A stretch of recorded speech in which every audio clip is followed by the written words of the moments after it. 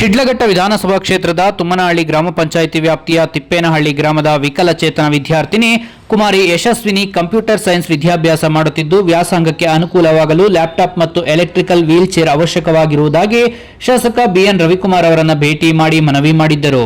ಇದಕ್ಕೆ ಕೂಡಲೇ ಸ್ಪಂದಿಸಿದ ಶಾಸಕ ಬಿಎನ್ ರವಿಕುಮಾರ್ ವಿದ್ಯಾರ್ಥಿನಿಯ ಮುಂದಿನ ವಿದ್ಯಾಭ್ಯಾಸಕ್ಕೆ ಅನುಕೂಲವಾಗುವಂತೆ ಲ್ಯಾಪ್ಟಾಪ್ ಮತ್ತು ಎಲೆಕ್ಟ್ರಿಕ್ ವೀಲ್ ಚೇರ್ ಅನ್ನು ವಿತರಣೆ ಮಾಡಿ ಮಾನವೀಯತೆ ಮೆರೆದಿದ್ದಾರೆ.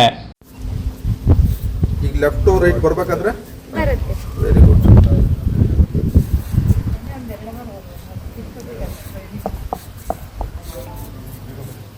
ಲೆಫ್ಟ್ ಬಾ ಅದು ಮಾಡಿ ಈ ಕಡೆ ಬನ್ನಿ ಬನ್ನಿ